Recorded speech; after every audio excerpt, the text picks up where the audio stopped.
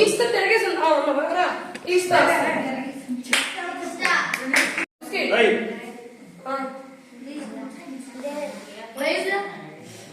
అంతే అదే అందరికి ఉండమ్మా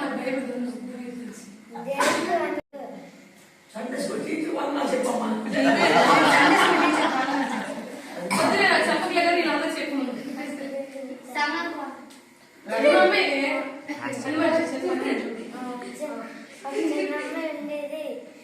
చిన్నమ్మాయి ఉండేది ఆ అమ్మాయి ఇద్దరు పని మనిషి ఉండేవాడు పని మనిషి ఉండేది ఉంటేనేమో ఇంట్లో ఆంటీకి బాగుండే ఇంట్లో బాగోపోతేనేమో ఇంట్లో బాగోపోతేనేమో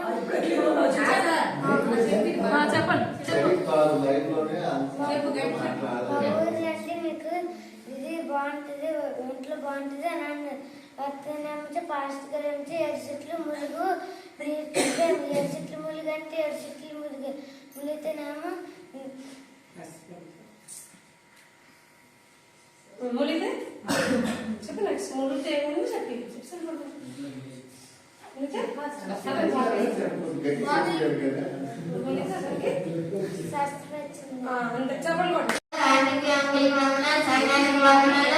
ఇప్పుడు దాని గురించి చెప్పుకుందాం. దానియేలు మంచి వ్యక్తి. దానియేలుని రాజుగా మెచ్చుకున్నవారు దానియేలుని రాజుగా మెచ్చుకోవడం చూసి మంత్రులు పిలుపడేవారు. ఒకసారి దానియేలు ప్రార్థన చేస్తుంటే మంత్రులు చూసి రాజుగారి దగ్గరికి వెళ్ళి రాజా మిమ్మల్ని పూజించకుండా ఇంకేదైనా పూజించిన సింహం బోన్లో వేసేస్తున్నారు. ఆ తర్వాత దానియేలు ఒకసారి కిటికీలు తెరిచి ప్రార్థన చేస్తుంటే మంత్రులు లోపలికి వచ్చి దానియేలుని వెళ్ళి సింహం బోన్లో వేసేశారు. ఆ తర్వాత రోజు ఉదయం రాజుగారు పరిగెట్టుకొని సింహం బోన్ కాడికి వెళ్ళి దానియేలుని బయటకు తీసి దానియేలా నీ దేవుడు నువ్వు పూజిస్తున్న దేవుడు నీకేమైనా చేశాడంటే దానియేలేమో రాజుగారికి రాజా మీరు చిరకాలం దీవించగాక అన్నాడు. ఆ తర్వాత దానియేలు నేను ఏ తప్పు చేయలేదు కాబట్టి ఆ సింహాల నుండి నా దేవుడు నన్ను కాపాడాడు. ఆ తర్వాత దానియేలుని వేసిన మంత్రులు వారి కుటుంబాన్ని వారి పిల్లల్ని వాళ్ళందరినీ ఆ సింహం బోర్లు వేసేసారు. ఆ సింహాలన్నీ వారిని తినేసాయి.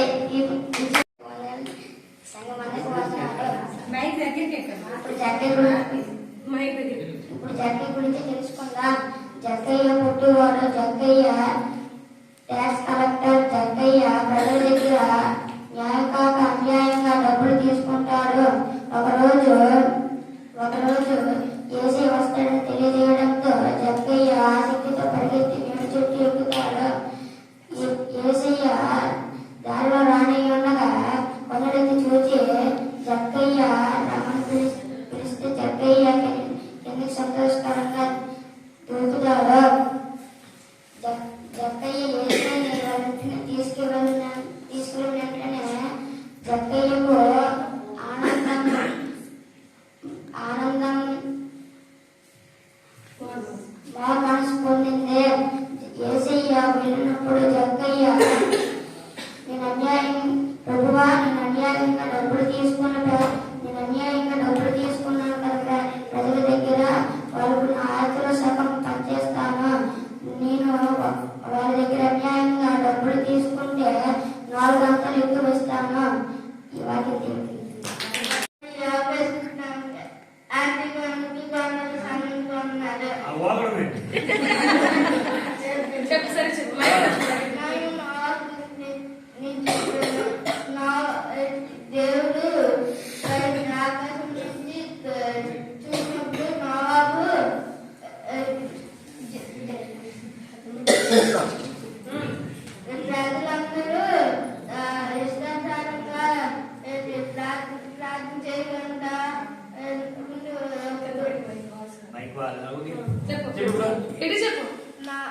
అప్పుడు దేవుడు ప్రజలందరూ బాగానే నోవాహుతో నేను అప్పుడు నోవాహు మంచి కనిపించి ప్రార్థన చేసుకుని అప్పుడు నోవాహు నీ దేవుడు దర్శించి ఇలా అందరూ బాగాలేదు నేను ఇలా జనులు ఉంటే జలప్రలయం కురిపిస్తానని దేవుడు నోవాహుతో మాట్లాడితే అప్పుడు నోవాహు ఊళ్ళో ఉన్న జన్మందరూ అప్పుడు నోవాహు మాటలు పట్టించుకోకుండా జన్మందరూ నోవాహు మాటలు పట్టించుకోకుండా నోవాహుని అర్థం చేసేవారు. అప్పుడు నోవాహు అదేదో పట్టించుకోకుండా నోవాహు తన పైన వాడు కట్టుకొని ఉండేవారు. అప్పుడు నోవాహు చేసే జలప్రలయాన్ని పంపిస్తే నోవాహు ఫస్ట్ 3 అంతస్తులో నోవాహు పడవ కడితే 3 అంతస్తులోని పక్షుల్ని 2 అంతస్తులోని జంతువుల్ని 1 అంతస్తులోనే ఆ కుటుంబం ఉంటే అప్పుడు జలప్రలయం స్టార్ట్ అయిపోతే అప్పుడు యేసయ్య అందరు తలుపు కొడితే నోవాహు అక్కడ తీసిన యేసయ్య బయటన గడ పెట్టేసి జలప్రలయం వస్తుంది. అప్పుడు పడవ వెళ్ళి 40 రోజులు వర్షం పడి భూమి ఆడడానికి 150 రోజులు పడింది. అప్పుడు నోవాహు ఫస్ట్ కాకిని పంపిస్తే కాకి ఆ పడవ వెళ్ళి పర్వతం రాతే అప్పుడు కాకిని పంపించి నోవాహుకి కాకి మళ్ళీ రాకుండా కాకి వెళ్ళిపోతేప్పుడు నలపావని పంపించి నలపావని వెళ్ళి వచ్చింది. నోవాహు తీర్చాలి. తర్వాత కొన్ని రోజులు పోయిన తర్వాత మళ్ళీ నలపావరాన్ని పంపిస్తే అప్పుడు ఒలివ కొమ్మ తెచ్చి నోవాహు చూపిస్తే అప్పుడు నోవాహు జలప్రలయం అయిపోయిందని అందరు అప్పుడు యేసయ్య గేట్ తీసేటప్పుడు అందరూ వచ్చారు. నోవాహుతో యేసయ్య పైన రెయిన్బో కురిపించి నేను ఎప్పుడు ఇలాగ జలప్రలయం కురిపించానని మాట తెలియజేయండి సార్.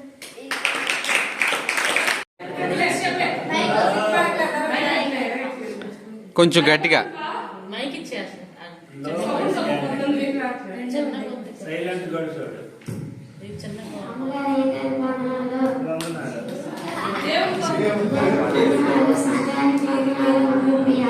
యోసేపు గురించి చెప్పుకున్నాం.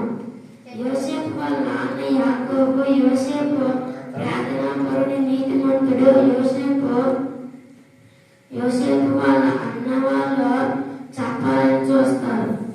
యోసేపు వాళ్ళ అన్న వాళ్ళు ఒకసారి గొర్రె చంపు తింటుంటే యోసేపు చూసి వాళ్ళ నాన్నకి చెప్తే యాకోబు అప్పుడు వాళ్ళని తింటాడు. దానితో యోసేపు చంపాలని చూస్తారు.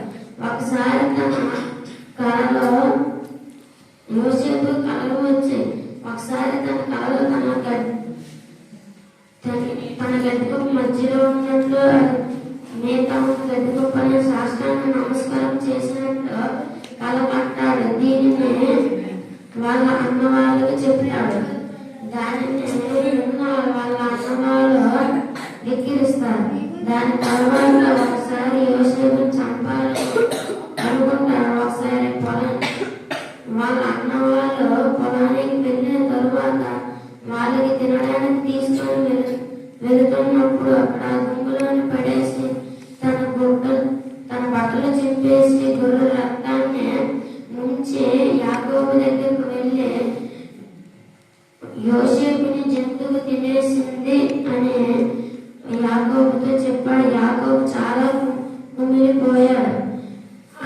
అటు దారిని వెళ్ళి ఇష్మానుయేలుకి యోసేపుని అమ్మేశారు. ఇష్మానుయేలు రాజు పోతీఫర్ రాజుకి అమ్మేశారు. పోతీఫర్ రాజు దగ్గర యాకోబు నమ్మకంగా పనిచేయడం చూసి పోతీఫర్ వాళ్ళ ఇంటికి తీసుకుని వెళ్ళాడు. అక్కడ వాళ్ళ భార్య నింద వేయడంతో జైలుకి వెళ్ళాడు. జైలులో ఆయనకు కథ వచ్చి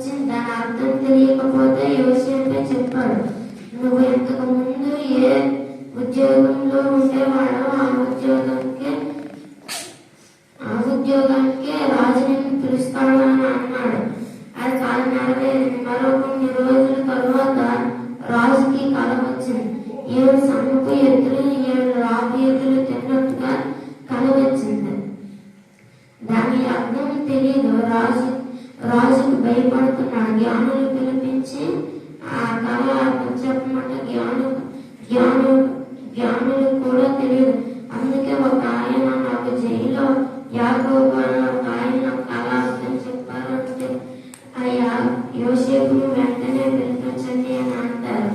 యోసేపు దాని అర్థం 7 సంవత్సరాలు మనకు బాగా పంటలు పండుతాయి, మరో 7 సంవత్సరాలు ప్రపంచం అంతా భయంకరమైన కరువు వస్తుందని అంటాడు. అందుకే మనం ధాన్యాన్ని గట్ట నిల్వ చేసుకోవాలి అని అంటారు. దాని మొత్తానికి అధిపతిగా యోసేపును నియమిస్తాడు. అలా 7 సంవత్సరాలు మంచిగా పంటలు పండే, మరో 7 సంవత్సరాలు కరువు వచ్చింది. మిగతా దేశాలన్నీ కొంతమంది వచ్చి బియ్యం కొట్టుకుని వెళ్తున్నారు. అందులో వాళ్ళ అన్నవాళ్ళు కూడా వచ్చి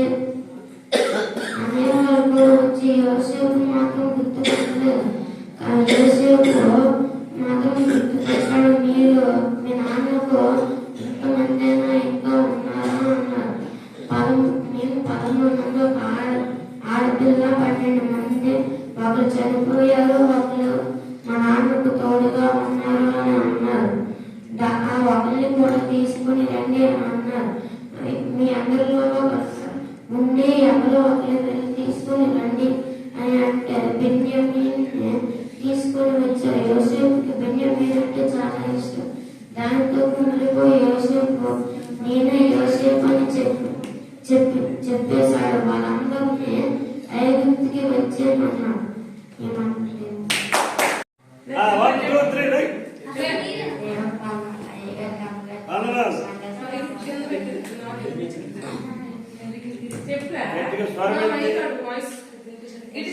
ఇశ్రాయేలు ప్రజల్ని ఫరో బానిసలు చేసుకున్నామని చూస్తాడు. అయితే బానిసలు చేసుకుని మగవాళ్ళు తిరుగుబాటు చేస్తారు. అయితే మగవాళ్ళని చంపేయాలని చూస్తాడు. అయితే మగవాళ్ళు పుడితే నెలలో పడేమంటే అందరూ అలాగే చేస్తారు. కానీ ఒక మహిళ 3 నెలలు దాచిన తర్వాత జమ్ము పెట్టి తయారు చేసి ఆ జమ్ము పెట్టిలో పెట్టేసి వదిలేస్తుంది. అక్కడే వాళ్ళ అక్క దూరం నుంచి గమనించిన తర్వాత అది అలాగే వెళ్తూ ఫరో కుమార్తె స్నానం చేయడానికి నదికి వెళ్తుంది. అప్పుడు ఆ జమ్ము పెట్టి కనబడుతుంది. ఆ జమ్ము పెట్టి తీసి చూసేసరికి అందులో ఒక బాబు ఉంటాడు. ఆ బాబుని భవనానికి తీసుకువెళ్తుంది. తర్వాత అతను మోషే అని పేరు పెడుతుంది. తర్వాత మోషే వాళ్ళ అక్క వెళ్ళి ఈ పిల్లవాడిని చూడడానికి నేను పని మనిషిని చేస్తాను అంటూ ఉంటుంది. అయితే పని మనిషికి తెమ్మని అంటది. తర్వాత మోషే వాళ్ళ అమ్మని వెళ్ళి తీసుకొస్తారు. తర్వాత మోషే పెద్ద అయ్యాక ఐగుప్తీయులకు ఇజ్రాయేలుకు గొడవ వచ్చినప్పుడు ఇజ్రాయేలు వాళ్ళ ఒకటని తెలుస్తుంది. తర్వాత ఫరో రాజ్యం వదిలేసి పారిపోతాడు. పారిపోయినప్పుడు ఐగుప్తుడు ఒకడు అటు ఇటు చూసి ఎవడు లేనప్పుడు చంపేశాడు. చంపేసిన తర్వాత వెళ్ళిపోయిన తర్వాత ఫరో ఎక్కడ చంపేస్తారని భయంతో మిద్యాను దేశానికి వెళ్ళిపోయాక అక్కడ ఒక కుటుంబానికి సాయం చేస్తారు. ఆ కుటుంబంలో ఒక మహిళ మోషేకి ఇచ్చి వివాహం చేస్తారు. తర్వాత గొర్రెలను పెంచుకుంటూ ఒకరోజు అడవికి వెళ్తాడు. అడవికి వెళ్ళినప్పుడు పొదకాలను చూసి ఆ పొదలోకి వెళ్తాడప్పుడు దేవుడు చెప్పులు మూసి నేను ఇస్సాకు యాకోబు దేవుడును అని అంటాడు. తర్వాత నువ్వు ఇజ్రాయేల్ ప్రజలకు నాయకుడిగా ఉండాలని అని అంటాడు. అంటే నేనే ప్రభు నాకు నెత్తి ప్రభు అంటాడు. అయితే మీ అన్నం అహరోన్ని తీసుకొస్తాను అంటాడు. అయితే ఇద్దరు కలిపి వెళ్ళి అద్భుతాలు చేసి సైన్యం తీసుకొస్తాడు. అవకాశం ఇచ్చిన ఆంటీకి అంకుల్కి వందనాలు, సంఘానికి వందనాలు, నయోమి అని 2 భార్య భర్తలు ఉంటారు. వాళ్ళ బెత్లెహేంలో వాళ్ళ ఊరు ఉంటుంది. అక్కడ నుంచో కరువు వస్తుంది. కరువు వచ్చిన తర్వాత అక్కడి నుంచి మోయాబు దేశానికి వెళ్ళిపోతారు. వెళ్ళిపోయిన తర్వాత అక్కడ 10 సంవత్సరాలు ఉంటే వాళ్ళిద్దరు కుమారులు చనిపోతారు. నయోమి వాళ్ళిద్దరు కుమారులు చనిపోతారు. ఇద్దరు కుమారులు చనిపోయిన తర్వాత వాళ్ళ నాన్న చనిపోతారు. వాళ్ళ నాన్న కొన్ని రోజులకి వాళ్ళ నాన్న చనిపోతే నుంచో నయోమి ఇక్కడ నా భర్త లేదు, మనం ఏటుంటామనేసి వార్పని రూతుని మీ అమ్మాయిని ఇంటికి వెళ్ళిపోండి అనేసి నయోమి అంటది.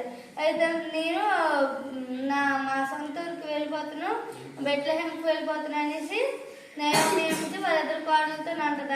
అంటే వార్ప ఏమించో సరే అని అర్థం అనుకుని వెళ్ళిపోద్ది. రూతు ఏమించో నీ దేవుడే నా దేవుడు, నీ జనులే నా జనులు అనేసి వాళ్ళ అత్త దగ్గర ఉండిపోద్ది. అయితే ఏమించో వాళ్ళు బెత్లెహేంకి వెళ్ళిపోతారు. బెత్లెహేంకి వెళ్ళిపోయిన తర్వాత బోయజు వాళ్ళ పొలంలో రూతు పనిచేస్తే అయితే నుంచో నయోమి నుంచో రూతుతోని బోయజు మన చుట్టాలు తన్ని పెళ్లి చేసుకొనేసి నయోమి అంటది రూతుతో. సరే అత్త మీ ఇష్టం అనేసి రూతు నుంచో మన నయోమితో అంటది. అయితే నుంచో వాళ్ళిద్దరికి పెళ్ళి అవుతుంది.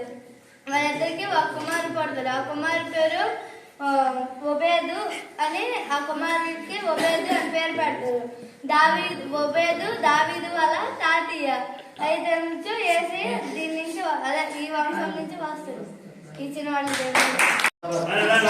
స్కూల్ టీచర్ కూడా చెప్పమ్మా.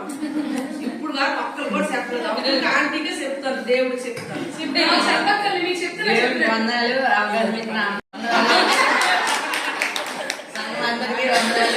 ఇప్పుడు మనం యోగు గురించి నేర్చుకుందాం. యోగు Sunday school madam, Sunday school teacher అంటే అమ్మ అవుతుందిరా, చిన్న మేడం గారంటరా. ఇప్పుడు మనం యోగు గురించి నేర్చుకుందాం. యోగు ఊజు దేశంలో ఒక మనుషుడు, అతడికి 500 జతల ఎడ్లు, 7,000 ఆడుగాడి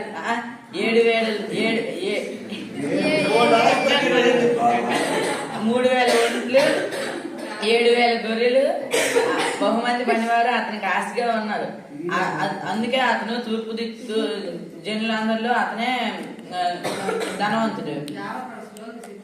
తూర్పు దిక్కు జనులందరిలో అతనే ధనవంతుడు.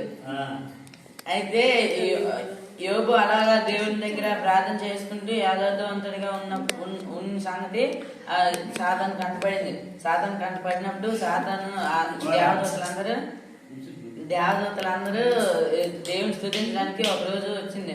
అప్పుడు సాతాను కూడా దేవదూతలతో వెళ్ళి దేవుని స్తుతించడానికి దేవుని దగ్గరికి వెళ్తాడు.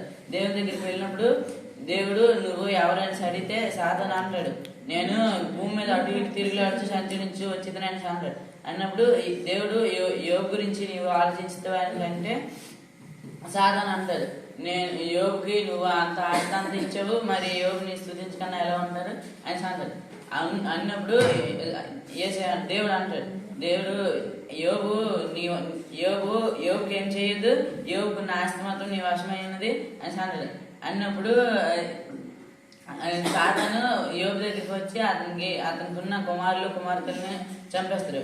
కుమారులు చంపేసి మొత్తం అతనికి ఉన్న ఆస్తి మొత్తము ధ్వంసం చేస్తారు. సాతాను చేసిన తర్వాత మళ్ళీ ఆ దేవుని పట్టువదల కన్నా దేవుని అలా స్తుతిస్తూనే ఉంటాడు యోబు. దేవుని అలా స్తుతిస్తుంటే మళ్ళీ సాతాను చూసి ఈర్ష్యపడి మళ్ళీ దేవుని దగ్గరికి వెళ్తాడు. దేవుని దగ్గరికి వెళ్ళి అడుగుతాడు, దేవుడు అడుగుతాడు నువ్వు ఎవరు అని అడిగితే మళ్ళీ భూమి మీద అటు తిరుగులాడు సంచరించడం వచ్చిందని సాతాను అంటాడు. అన్నప్పుడు దేవుడు యోబు సంగతి నీవు ఆలోచిస్తావు అని అన్నప్పుడు సాతాను నువ్వు అతని ప్రాణానికి అతనికి ఏం చేయలేదు కాబట్టి అతను నిన్ను స్తుతిస్తున్నాడు అని అంటాడు. అతను ఆరోగ్యంగా ఉన్నాడు, అతను నిన్ను స్తుతిస్తున్నాడు అని అంటాడు. అన్నప్పుడు దేవుడు అంటాడు అతని ప్రాణాన్ని ఏం చేయకు, అతను నీ వశమై ఉన్నాడు అని అన్నప్పుడు సాతాను వచ్చి యోబుకి ఒళ్ళంతా కురుపులు అయిపోయినట్టు చేస్తాడు. ఒళ్ళంతా కురుపులు అయినప్పుడు చేస్తే ఆ చిల్లి పెంకులతో కురుపులు కొప్పుకొని బూడిదలో మోకాలు వేసుకొని దేవుని స్తుతిస్తాడు. అలాగా స్తుతిస్తున్నప్పుడు వాళ్ళ భార్య వస్తుంది. వాళ్ళ భార్య వచ్చి అడుగుతుంది, నువ్వు దేవుని దూషించి నువ్వు చనిపోవచ్చు కదా అని అడుగుతుంది. అన్నప్పుడు నువ్వు మూర్ఖురాలుగా ఆలోచిస్తున్నావు అని వాళ్ళ భార్యని పంపించేస్తుంది. పంపించిన తర్వాత వాళ్ళ స్నేహితులు వస్తారు. వాళ్ళ స్నేహితులు వచ్చి ఇలా మాట్లాడి వాళ్ళ స్నేహితులు కూడా పంపించేస్తారు. పంపించిన తర్వాత దేవుడిని ఇంకా యోబు పట్టు వదలలేదు. దేవుడు స్తుతిస్తున్నాడు. అప్పుడు దేవుడు చూసి యోబున్న ఆస్తి మొత్తంలో రెండింతల ఆస్తి రెండింతల ఆశీర్వాదం యోగుకి ఇస్తారు. అలాగే మనకి శ్రమలు వచ్చినప్పుడు మన శ్రమల వైపు చూడకుండా దేవుని వైపు చూస్తే దేవుడు మనకి రెండింతల ఆశీర్వాదం ఇస్తారు.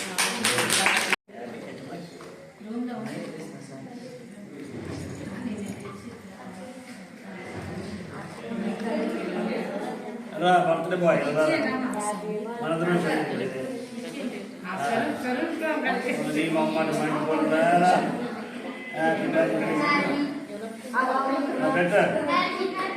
ఏం గుర్తులేదు.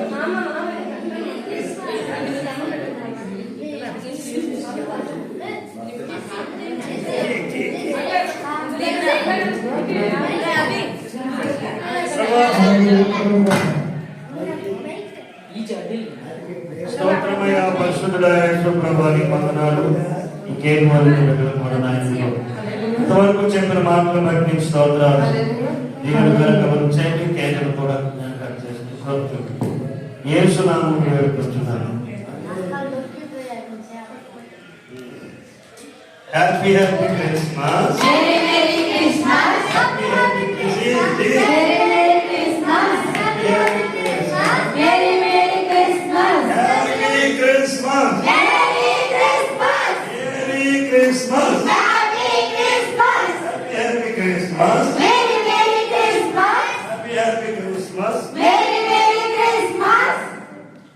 Hallelujah.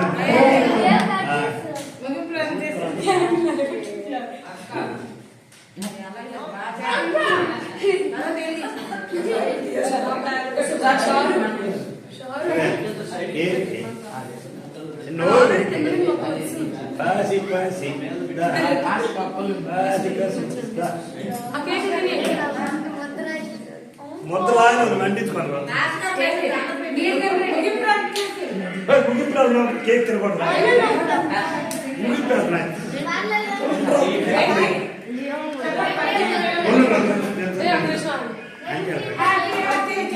అమ్మా ఇంటికి వెళ్ళిన తర్వాత ఎంత త్వరగా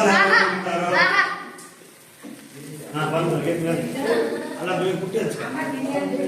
ఎంత త్వరగా వస్తే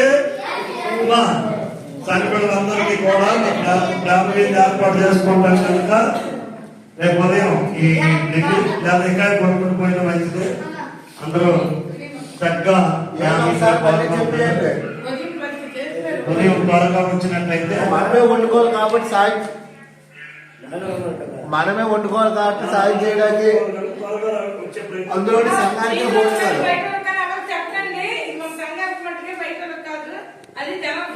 ఓన్లీ సంఘానికే భోజనాలు, బయట వాళ్ళకి ఎవరికి లేవు. జనవరి ఫస్ట్ వాతావరణం బాగుంటే జనవరి ఫస్ట్ చేసుకుంటాం.